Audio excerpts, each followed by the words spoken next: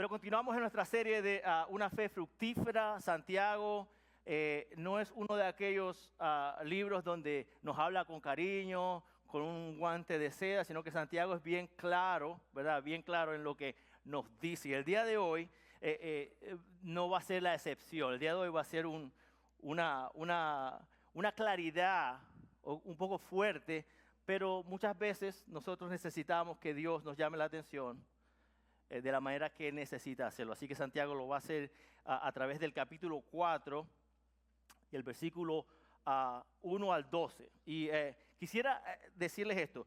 Voy a estar hablando por las próximas 2 horas y quizás se les va a olvidar mucho de lo que les voy a decir. Entonces, quiero que lo que quise hacer fue que coloqué el sermón en una frase. Algo bien compacto que nos ayude a recordar qué es lo que Santiago nos quiere decir. Y dice así: la guerra que vemos dentro de nosotros ha comenzado en nuestros corazones. ¿Ok? Y ese corazón es un corazón que no se ha humillado a Dios, no solo en la obediencia, sino que ese corazón cuando se somete a Dios y es humilde genuinamente, entonces va a encontrar la paz y el gozo verdadero. Repito, la guerra que ves afuera comenzó en el corazón que no se ha humillado. Solo la obediencia y la humildad genuina ante Dios producen la paz y el gozo que necesitamos para vivir como discípulos de Cristo. Esta semana nos escapamos, no, mi esposa está aquí, levanta la mano, mi esposa por allá. Nos escapamos, decidimos irnos de escapada por 2 días, porque los que nos conocen saben que siempre estamos rodeados de gente. Nuestra casa está llena, siempre hay alguien junto con nosotros, pero esta vez decidimos irnos solos, alimentar el matrimonio, fortalecer la relación, ella y yo, no hijos, no amigos, no cuñados, no cuñada, nada. Y nos fuimos, pero en medio de eso, el jueves que llegamos, no resistimos a la tentación de invitar a personas que estuvieran con nosotros. Y pasó esto, y invitamos a 2 hermanos muy queridos. Todos ustedes son queridos. Lo que pasa es que no podíamos invitarlo a todos porque la cuenta iba a ser completamente inalcanzable para mí pagarla. Así que llegamos a este restaurante, una comida muy rica. Justo cuando llegamos, quisimos sentarnos en las banquetas con cojín, en los booths, porque nos hace sentir que es más íntima la cosa. La mesa es un poco más. Y la persona que estaba a cargo dijo: no, eso le toca la mesa y la mitad de un booth, nada más. Yo le pedí permiso a mi esposa antes de decir esto. Entonces mi esposa, eso le estuvo mal y reaccionó de una manera, ¿sabe? No de la mejor manera. Estuvimos comiendo, estuvimos degustando la comida, conversando. Al final de la cena, nos dimos cuenta que la señora hablaba español. Y nosotros, gracias a Dios, no dijimos nada malo después de aquella reacción de Valeria. Y cuando nos íbamos, la señora dijo: qué bueno que les gustó todo, que el Señor les bendiga. Y yo dije: ay, Señor. En ese momento el Señor me reveló que dentro del corazón de mi esposa había algo que hizo que reaccionara de esa manera. Y es exactamente lo que Santiago nos quiere decir el día de hoy. En el capítulo 4, versículos del 1 al 12. ¿Ok? Nos va a decir, nos está retando a ver de dónde salen todas estas cosas. ¿Ok? La verdad es que todos hemos experimentado conflictos a través de la vida, en nuestro trabajo, con nuestros cónyuges, en la iglesia, con nuestros hermanos, con Dios. No se sorprenda, hemos tenido conflictos.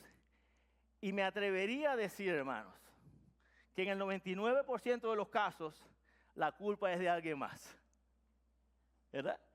No, es que mi jefe me molestó. No, es que el pastor Eloy me dijo que hiciera esto. No, es que Valeria me mandó a hacer esto. No, y siempre la culpa es de alguien más.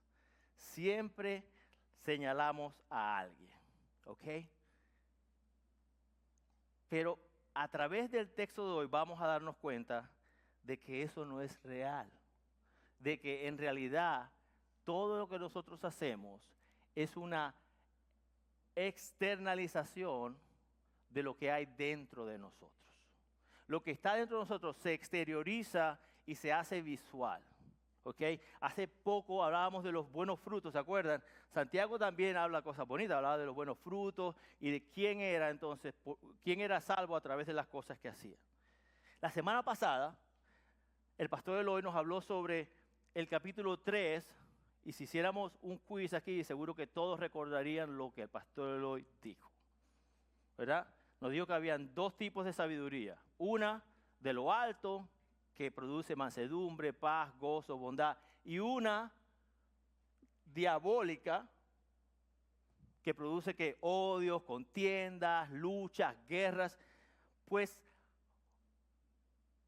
Santiago 4, 1 al 12 nos va a dejar ver qué tipo de sabiduría estamos nosotros optando para nuestra manera de vivir. Entonces, a través de estos pasajes vamos a ver de los 3 puntos. Primero, un corazón que codicia, un corazón dividido y por último, un corazón que se rinde. Vamos a presentar el problema, la raíz del problema y después la solución al problema. Dios es tan maravilloso que Él describe el problema y después prescribe la solución al problema. No nos deja en que somos personas problemáticas, sino que nos dice cómo entonces no serlo. Por honrar el tiempo, no voy a leer el pasaje porque el pastor Eloy lo leyó tan maravillosamente. Entonces yo no voy a leerlo, sino que vamos directamente al punto número 1. El punto número 1 dice, un corazón que codicia, que es la semilla de toda la guerra. ¿Ok? Dice Santiago, ¿de dónde vienen las guerras y los conflictos entre ustedes? ¿No vienen de las pasiones que combaten en sus miembros? Ustedes codician y no tienen, por eso cometen homicidio. Son envidiosos y no pueden obtener, por eso combaten y hacen guerra. No tienen porque no piden, piden y no reciben porque piden con malos propósitos para gastarlo en sus placeres. Entonces Santiago está haciendo un enfoque, hermanos, en la causa de la conducta basado en el accionar, en el resultado. Entonces, Santiago no está preguntando como quien no sabe qué es de dónde vienen las cosas. Él no está diciendo quién tiene la culpa de nuestros problemas. Él dice de dónde vienen los problemas. Entonces, y su respuesta rompe todo y toda capacidad de poder excusarnos. Porque no dice viene de las cosas externas, viene de dónde? De dentro de nosotros, de nuestras pasiones. Déjenme aclarar un poco qué significa pasión. El corazón nuestro, ¿ok? Cuando pensamos en el corazón, a veces nos quedamos enfocados, hemos escuchado, el corazón son las emociones. Pero cuando pensamos en el corazón, podemos pensarlo de esta manera. El corazón es la mente, ¿ok? El intelecto que piensa, ¿okay? Que razona, que escucha la palabra de Dios. Después vemos el lado afectivo del corazón, es lo que sentimos, lo que valoramos, lo que Dios valora, le damos, lo mantenemos en un buen nivel porque viene de parte de Dios. Y luego está la parte volitiva o la voluntad, lo que hacemos al final. Todo es un proceso. Fíjense que no son emociones, sino que lo pensamos, lo internalizamos y después lo hacemos. Y al final del día hay dos maneras de hacerlo. Una sabiduría que viene de Dios o una sabiduría diabólica. No siquiera vamos a hablar de una sabiduría del mundo, es una sabiduría diabólica. Lo dijo Santiago, no lo dije yo. Entonces, no vienen de las circunstancias. La batalla que nosotros experimentamos es simplemente esto. Si deseamos nosotros obedecer a Dios o obedecernos a nosotros mismos. Fuera de eso, no hay otra cosa. Es una batalla que si no estamos obedeciendo a Dios, que si no estamos actuando en obediencia y nos humillamos delante de Dios, se va a exteriorizar. ¿Y sabe con quién se va a exteriorizar? Con las personas que están alrededor nuestro, con los lugares donde Dios nos ha colocado. en medio de circunstancias que son parte de nuestra vida cotidiana. El llamado es a someternos y a dejar que nuestro entendimiento sea transformado día a día, hermanos, no domingo a domingo. No podemos llegar el domingo aquí, llenar nuestra caja de herramientas espiritual, equiparla bien equipada y después la colocamos en el garaje y no la usamos hasta el próximo domingo. ¿Ok?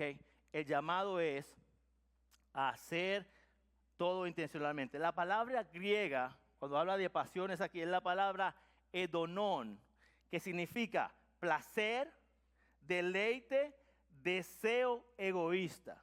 Así que cuando nosotros estamos fuera de la voluntad de Dios, todos nosotros somos edonones, ¿ok? Que estamos queriendo hacer nuestra propia voluntad, que estamos viviendo egoístamente. Y esta palabra edonón es la misma palabra que es la palabra que conocemos por hedonismo, ¿ok? Entonces, es un comportamiento egoísta que está centrado en satisfacerse y satisfacer el placer personal. Entonces, las guerras nacen de los deseos que batallan en nosotros. Mire, Gálatas dice en 5, 16, 17, digo pues, anden por el Espíritu y no cumplirán el deseo de la carne, porque el deseo de la carne es contra el Espíritu y el del Espíritu es contra la carne. Pues estos se oponen el uno al otro, de manera que ustedes no puedan hacer lo que deseen. Si estamos sometidos al Espíritu, nosotros vamos a hacer lo que Dios anhela que nosotros hagamos. Si no estamos sometidos al Espíritu, vamos a hacer nuestro propio deseo. Queremos, el problema básicamente radica en que en vez de adorar a Dios, que nos ha dado una vida nueva, que nos ha rescatado, que nos ha restaurado a Él, estamos adorando a mí como Dios. Yo soy mi propio Dios. Entonces, yo quiero el primer lugar en todo. Yo quiero ser el centro de atención. Yo quiero que mi opinión sea más importante que la de las demás personas. Yo quiero servir en el ministerio antes que mi hermana. Yo sirvo mejor que mi hermano o que mi hermana. Yo. Entonces, dentro de ese espacio, donde está el yoísmo, ese es el espacio que le pertenece a Dios estar. Pero si nosotros estamos en ese lugar, ¿sabe quién no está ahí? Dios. Él no puede obrar en un corazón que no está dispuesto a hacerlo. Hay una gran guerra que antecede cualquier conflicto, hermanos. Y antes que nosotros deseemos culpar a otros, tenemos que examinar. El salmista decía, examina, oh Dios, ¿mi qué? Mi corazón. Él no decía, examina mi intelecto, o examina mi estómago, o examina, no, mi corazón. Y muéstrame si en él hay ¿qué? Caminos de perversidad. ¿Ok? Y el camino de perversidad no es algo que a usted le inculcan desde afuera, es algo que usted tiene dentro suyo y que tiene que rendir a Dios. La guerra entre el yo, quiere ser Dios de su propia vida, y el Espíritu Santo, que nos está llamando a rendirnos a Él. Cuando el yo gana, hermanos, esa batalla interna, el resultado visible son pleitos, contiendas y guerras, como Santiago lo está diciendo. ¿Ok? Esta manera de pensar en lo secreto de que el mundo debe girar en torno a mí es la semilla de casi todos los conflictos a los que nos enfrentamos. ¿Ok? Entonces la pregunta que tenemos que hacernos es esta. ¿Hay algún conflicto en mi vida que en el fondo no sea sobre las circunstancias, sino de mí? ¿Hay en mí algo que está ocasionando que yo tenga todos estos conflictos? ¿A quién le quiero dar la razón? ¿A la palabra de Dios que está prescribiendo lo que tengo? ¿O a mí que estoy deseando que los demás me adulen y que me tengan como el centro de atención y que todo lo que sucede gire en torno a mí? Porque al final del día se trata de eso. No es una batalla contra los demás, es una batalla entre rendir nuestro corazón a Dios o tener un corazón egoísta que quiera adorarse a sí mismo. Esa es nuestra batalla diaria. Lo otro que nos dice es que la oración egoísta no recibe respuesta de Dios. Juan 15:7 dice, si permanecen en mí, mis palabras permanecen en ustedes, pidan lo que quieran y les será hecho. ¿Qué dice? Permanecer. Permanecer en Dios necesita, para permanecer es imperante que nosotros seamos intencionales en eso. Porque naturalmente, en nuestra forma natural, no queremos permanecer en Dios. ¿Queremos permanecer en quién? En nosotros mismos. Primera Juan 5:14 lo dice de esta manera. Esta es la confianza que tenemos delante de Él. Que si pedimos cualquier cosa conforme a su voluntad, ¿Él qué? Nos oye. ¿Conforme a la voluntad de quién? ¿Mía o la de Él? A la de su voluntad. Entonces, Santiago no está diciendo aquí que está hablando de alguien que no ora. No está diciendo, es que como no oran, no reciben. No, está hablando de alguien que ora, pero como al principio hablamos de conflictos y codicias, como ese corazón todavía no ha sido sanado, estas oraciones van infectadas del mismo problema, van contaminadas con la misma cosa. Y es que un corazón egoísta que piensa en sí mismo. Claro, si mi oración va infectada de eso, a mí no me interesa que Dios responda a las oraciones de alguien más, solo las mías y de la manera como yo se las he descrito a Él. No conforme a lo que Él quiere, sino como yo lo quiero hacer. Entonces, la oración, tristemente, en muchas iglesias, incluso en la nuestra, Pastor Eloy, porque siempre hablamos de que Orlando es el centro de todas las cosas que se hacen mal. Incluso en nuestra oración, en nuestra iglesia, Pastor, hemos tenido la oración como un instrumento para conseguir lo que quiero, no como un medio para rendirnos a la perfecta, buena y agradable voluntad de Dios. Nuestra oración es para torcerle la mano a Dios, no para humillarnos delante de Él. ¿Ok? Imagínese usted que usted es plomero o que usted es un handyman en progreso como yo. Y en esta caja de herramientas que tengo hay un sinfín de cosas. Y se me dañó el faucet, el lavaplatos. Entonces, en vez de utilizar la llave inglesa, en Maracaibo le decimos la llave de tubo, ¿ok? Yo agarro el taladro y empiezo a taladrar el tubo. ¿Qué usted cree que va a pasar? Un desastre. Agua por todos lados, todo mojado. Yo creo que Carlos ha hecho eso antes porque se está yendo, se sintió culpable. Todo esto está pasando y después hay que limpiar todo ese desastre. Cuando nosotros utilizamos la oración como una herramienta dada por Dios, erróneamente, visualice lo mismo. Un desastre ocurriendo porque nosotros decidimos utilizar esa herramienta acorde a mi sabiduría y no a la sabiduría de Dios.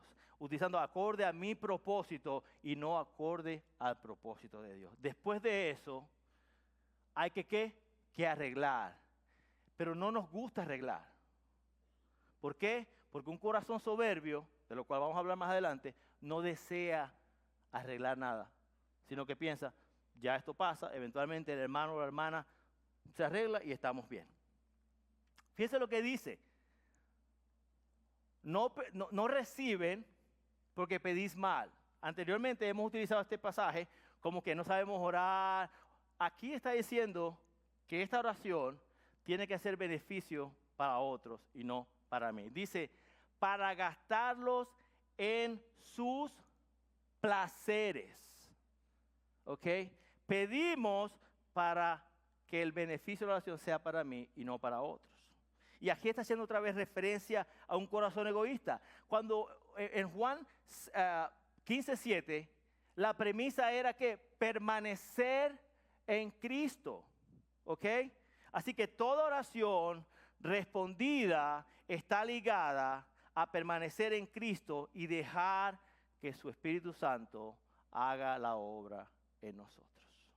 Me encantó la oración, la alabanza, porque la respuesta de Dios siempre es sí y amén. Pero no nuestro sí, su sí. ¿Ok? Porque su sí es mucho mejor que mi sí. mucho mejor para mí y para mis hermanos. Entonces, quien permanece en Cristo va transformando sus deseos egoístas para querer lo que Dios quiere. Esa es la oración que Dios escucha y que responde acorde a su voluntad. ¿Ok?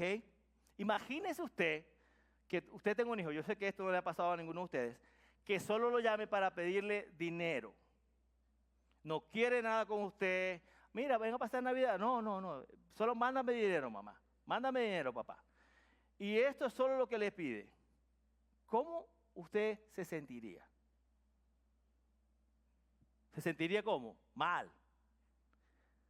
Pues cuando nosotros oramos para recibir lo que queremos, así es como Dios nos ve.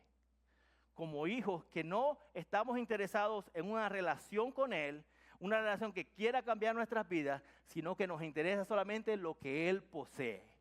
Eso que nos va a hacer sentir bien. Eso que nos va a llevar a tener el gozo egoísta que tenemos. Entonces ya entendemos que nuestro corazón es un corazón codicioso y que crea conflicto. Ahora, el segundo punto, un corazón dividido, ¿ok? Santiago dice, oh almas adúlteras, ¿no saben ustedes que la amistad del mundo es enemistad hacia Dios? Por tanto, Él quiere ser amigo el que quiere ser amigo del mundo, se constituye, ¿qué? Enemigo de Dios. O piensan que la Escritura dice en vano, Dios celosamente anhela el Espíritu que ha hecho morar en nosotros, pero Él da mayor gracia, por eso dice, Dios resiste a los soberbios, pero da gracia ¿a quién? A los humildes. Entonces, Santiago usa un lenguaje fuerte aquí, ¿ok? No se paró en pensar, quizás esto lo va a hacer sentir mal. En el Antiguo Testamento se acostumbraba que la idolatría y la infidelidad espiritual del pueblo de Israel se juntaban en la misma palabra que se utilizaba para el adulterio conyugal. O sea, cuando él habla de almas adúlteras, nosotros estamos siendo espiritualmente adúlteros contra Dios. ¿Ok? Es una palabra fuerte esto de adulterio. Pues Dios lo ve de esa manera. ¿Ok? Por eso cuando Dios en Oseas 3, versículo 1, ¿qué le dice a Oseas? Ve y consigue a una mujer y ámala que haya amado a otro. ¿Ok? ¿Para qué usted cree que Dios hizo eso? Para revelarle al pueblo de Israel que de esa misma manera se sentía él por la idolatría y la infidelidad continua que el pueblo de Israel hacía en contra de este Dios. ¿Ok? La enemistad con el mundo es adulterio espiritual y enemistad con Dios. Dice 1 Juan 2, 15 al 17, no amen al mundo ni las cosas que están en el mundo. Si alguien ama al mundo, el amor del Padre no está en él. Porque todo lo que hay en el mundo, la pasión de la carne, la pasión de los ojos y la arrogancia de la vida, no proviene del Padre, sino del mundo. El mundo pasa y también sus pasiones, pero el que hace la voluntad de Dios permanece para siempre. Bueno, Santiago no le estaba hablando a incrédulos. Le estaba hablando a hermanos creyentes que estaban dispersos y le estaba diciendo todo lo que debíamos hacer. Y quizás tú estás aquí hoy, ¿ok? Y tú nunca has llegado a un momento donde has confesado tu pecado, te has arrepentido y has decidido poner tu fe en Cristo. Y si ese eres tú, tengo buenas noticias para ti. Nada de lo que he dicho hasta ahora te incumbe. Nada de eso es problema tuyo. Aunque tengo que recordarte que tu problema es aún más grande que el de nosotros que estamos pasando este proceso, porque tu problema te va a llevar una eternidad en el infierno sin esperanza. Entonces, mi oración es que si ese eres tú y estás acá, que evita que tú decidas reconocer la necesidad de un Salvador. La palabra dice que todos hemos pecado y estamos destituidos de la gloria de Dios. Pero esa misma palabra en Romanos nos dice que Dios, el amor que Dios tuvo por el mundo fue tal que aún siendo nosotros pecadores, Él envió a su Hijo Jesucristo a morir en la cruz para perdonar nuestros pecados y darnos una nueva vida.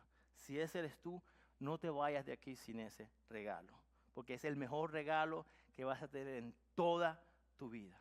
Es el regalo de restauración y reconciliación con tu Creador y una esperanza de vida maravillosa. Y después que hagas eso, entonces vas a tener que lidiar con todo esto. Pero qué bueno, porque Dios nos da la oportunidad día a día de ser mejores. Entonces, es importante aclarar lo que el mundo significa acá. ¿Ok? Él no está hablando de la creación como la vemos, ni de las personas, porque ¿qué dice Dios de la creación en Génesis? Cuando creó al hombre, cuando hizo toda la creación, dijo que era ¿qué? Bueno. Pero cuando creó al hombre, dijo que era ¿qué? Muy bueno. Entonces, porque somos su creación excelente. Entonces, eso no es lo que Santiago está diciendo aquí. A lo que él se refiere es a una serie de valores, ¿ok? De prioridades y lealtades que se organizan en este mundo que excluyen completamente a Dios. Dios no está en la foto, pero todas estas cosas quieren dirigir cómo nosotros estamos viviendo nuestras vidas. Y eventualmente nos lleva a ¿qué? A ser consumistas, a ser individualistas, a buscar el poder, a centrarnos en nuestro propio ego. Nos hace ser aún más egocéntricos de lo que ya somos. Y esto estorba el proceso de formación que Dios quiere para todos nosotros. Todo se convierte en un humanismo relativo y no una verdad absoluta. La verdad absoluta dice lo que tenemos que hacer. Un humanismo relativo dice que quizás esto es lo que tenemos que hacer. No hay absolutismo, todo es relativo y eso no es saludable para un hijo de Dios. ¿Ok? Porque tenemos que vivir bajo su verdad absoluta. ¿Ok? Imagínese usted cómo Dios se siente visualizándolo. Un esposo, yo soy el esposo de la mujer más maravillosa del mundo que está allá, se llama Valeria, ganando puntos en público. Pero yo soy hermano de todos ustedes y los quiero un montón, a cada uno. Pero hay un amor especial por Valeria que yo tengo que tener. ¿Ok? Entonces, nosotros como creyentes podemos tener amor por el mundo desde un punto de vista que tenemos que llevar las buenas nuevas de salvación. Pero lo que no podemos hacer es darle al mundo la devoción y la entrega que solo Dios se merece. Nuestra postura con el mundo es redentiva. No puede ser un amor que nos consume y nos hace ir en contra de la voluntad de Dios. ¿Es para qué? Para promover las buenas nuevas, pero la devoción absoluta de nuestras vidas se la merece solamente Dios, porque solo Él ha hecho de nosotros quienes somos hoy en día. Entonces Dios resiste al soberbio, hermanos, pero da gracia al humilde. Este viene a ser como la bisagra que une todo este mensaje. Ya hablamos de un corazón codicioso, hablamos de un corazón dividido, presentamos el problema, aquí estamos presentando ahora la solución al problema. Dice, Dios da gracia ¿a quién? Al humilde y resiste al soberbio. Proverbios 3:34 dice, ciertamente Él se burla de los burladores, pero da gracia a los humildes. Salmos 138:6 dice, porque aunque el Señor es exaltado, cuida del humilde, pero al altivo lo conoce de lejos. ¿Ok? Después de este diagnóstico que hemos tenido sobre este problema, viene ahora la noticia más poderosa. Dios da mayor gracia que cualquier otra fuente que usted pueda buscar. ¿Ok? Usted puede tener hermanos que puedan extender gracia, pero esa gracia se va a agotar. La gracia de Dios es inagotable y Él la da. Pero ojo, aquí hay una condición para la gracia. ¿Cuál es la condición? ¿Que qué? Dice que esta gracia es para ¿quién? para los humildes, no para los soberbios. El soberbio es quien se cree suficiente en sí mismo, quien no necesita a Dios, quien pide sin rendirse de una manera, quien quiere a Dios como una herramienta, pero no como Señor. A ese Dios lo resiste. Hermano, si usted está aquí hoy y ese es usted, Dios está resistiendo su oración. Dios quiere que su corazón cambie para que su oración pueda ser escuchada. Y entonces, ¿pero qué? Y Él no lo hace porque es un mal padre, Él lo hace porque le ama. ¿Ok? Entonces muchas veces hemos actuado como quienes hemos puesto nuestra fe en el Señor, pero aún no le hemos dado a Dios o no hemos hecho de Dios el Señor de nuestras vidas. Hemos profesado nuestra fe, lo hemos vociferado, pero actuamos como quienes no le hemos dado el lugar que se merece. ¿Cuántos creyentes viven frustrados porque sienten que Dios está lejos? ¿Cuántos de ustedes en momentos donde no han estado en obediencia a Dios, su oración no es contestada? Pues no levante la mano. Hay áreas de nuestras vidas donde estamos resistiendo a Dios. Dios quiere extender gracia, pero la condición es que vengamos a Él humillados y en obediencia. Y esto nos lleva al tercer punto, a la solución. Cuando nuestro corazón se rinde a Dios, entonces Él va a actuar en nuestras vidas. Aquí Santiago nos da el camino práctico y nos da 7 palabras que son importantes que nosotros las sigamos, ¿ok? Está hablando de las 7 palabras, nos dice: sométanse, resistan, acérquense, límpiense, purifíquense, aflíjanse y humíllense. Todo esto va en contra de nuestro deseo propio. Todo esto va en contra de lo que queremos para nosotros mismos, pero es lo que Dios quiere hacer. Le quisiera pedir a la hermana Eliana si pudiera poner una figura que hice, que obviamente no tengo que aprender a enviar los documentos porque se ve pequeñito. Si no lo lee, no se preocupe. ¿Ok? Voy a citar al profesor Jeremy Pierre del Seminario Bautista de Southern y su libro La dinámica del corazón en la vida cotidiana. Dice esto: Dios diseñó las funciones del ser humano con el objetivo de que le adorara. Él desea que las personas reaccionen ante Él con una compleja belleza que refleja la suya propia. Los corazones dinámicos adoran a Dios en su vida cotidiana, a través de sus pensamientos, deseos y decisiones. Cuando las personas utilizan estos aspectos de sus corazones de manera tal que reflejan el carácter de Dios, le están adorando a Él.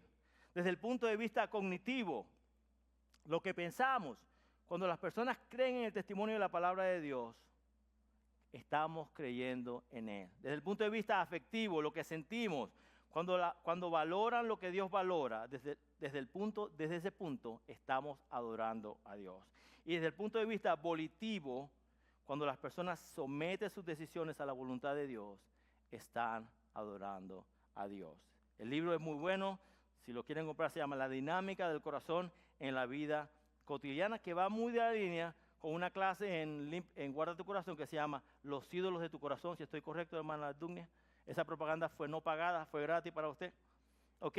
Entonces, limpiemos nuestras manos, porque eso va a hablar de nuestra conducta externa. Purifiquemos nuestros corazones, porque eso va a hablar de nuestras motivaciones internas.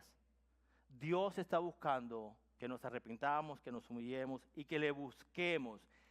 Solamente así Dios va a cambiar lo que hay. La humildad, hermanos, no es una vergüenza sin esperanza. Es el reconocimiento honesto de quienes somos delante de un Dios que precisamente porque lo sabemos se acerca a nosotros con gracia. Él los exaltará en el tiempo que Él ha propuesto y de la manera que Él ha propuesto para la honra y la gloria de su nombre. Ok, ¿cuántos han escuchado la historia del hijo pródigo? Dice que el hijo pródigo le dieron toda esta herencia y se fue y se la gastó, despilfarró todo lo que Dios había dado. Y después lo encontramos haciendo ¿qué? ¿Comiendo con quién? Con los cerdos. Si aquel hijo pródigo no se hubiese arrepentido y hubiese sentido el deseo de ir a pedir perdón, todavía estuviera comiendo con los cerdos. Pero él fue, regresó, pidió perdón y fue que restaurado. Su padre dice que lo vio, lo abrazó, le puso un manto bello, un anillo y mandó a hacer la fiesta más grande que habían hecho. Dios está llamándonos para hacer esto. La última parte del servicio, del pasaje, habla de no juzgar. Y voy a ser breve en esto. Cuando nosotros decidimos juzgar, le estamos quitando el lugar a Dios de juez, porque Él solo es el único juez que puede juzgar nuestras vidas. Pero vuelvo a la historia del hijo pródigo, porque quisiera preguntarte, y ya con esto concluimos, quisiera preguntarte lo siguiente. ¿En qué chiquero aún estás?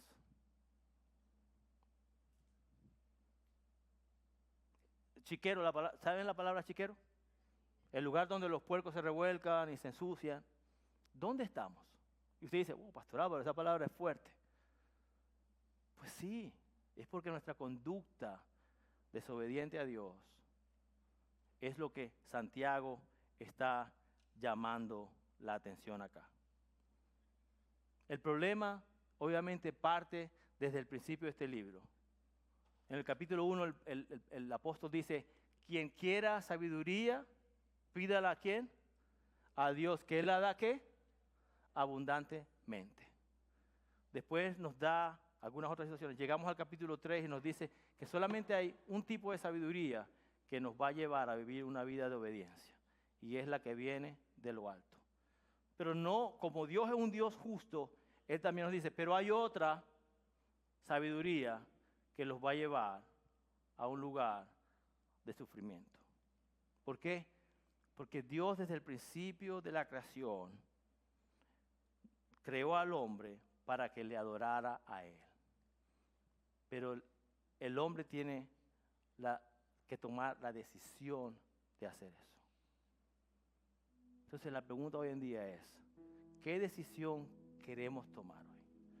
La decisión de adorar a Dios, de someternos a Él, de arrancar nuestro orgullo, nuestra soberbia, de deshacernos, despojarnos de quienes somos y de dejar de adorarnos y de pensar que nos merecemos todo lo mejor, o adorar a un Dios justo y lleno de gracia, que dice que da gracia a los que se humillan delante de Él, pero a los soberbios los rechaza. El apóstol Santiago responde la pregunta inicial, ¿de dónde vienen los conflictos? La respuesta es sencilla, vienen de dentro de nosotros. ¿Ok?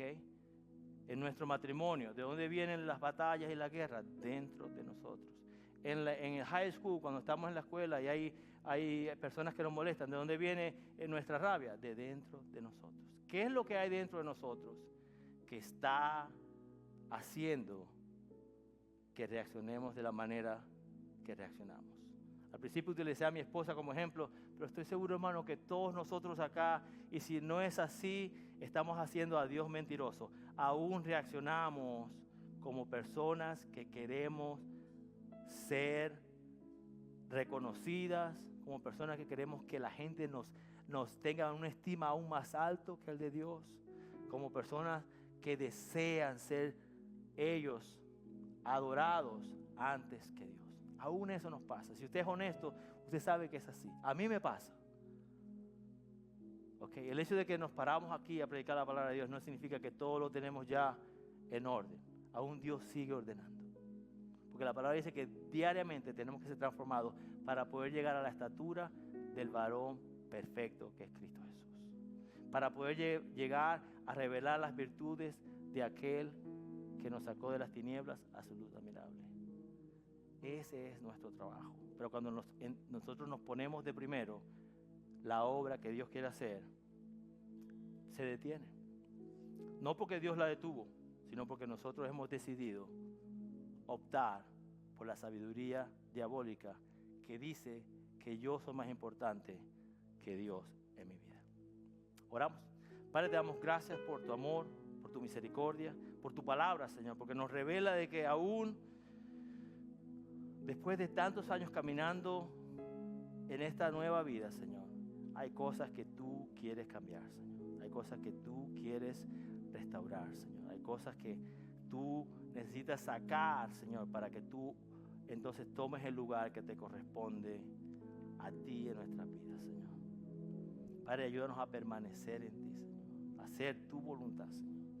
Padre, yo te pido que si aquí hay alguien que aún no ha llegado al momento en que ha reconocido que es un pecador, porque así la Biblia lo declara, no porque lo declaramos nosotros, porque la Biblia lo dice, que necesita arrepentirse y necesita poner su fe en Cristo, el cual murió en la cruz para salvar su vida y la vida de todos los que estamos aquí, Señor, y que camine ahora en una nueva vida, Señor, que tú puedas, Padre Celestial, hablarle a su corazón, Señor, que no haya nada que impida, Señor, que esta persona pueda recibir el mejor regalo que alguien haya podido recibir en toda su vida, Señor, el regalo de la redención a través de Cristo Jesús, Señor. Padre, también te pido por todos nosotros, Señor, de que al caminar, a salir de aquí, Señor, de que esta palabra, Señor, no sea algo que se queda en los archivos de nuestro intelecto, Señor, sino que como explicaba el profesor, que puede ser algo que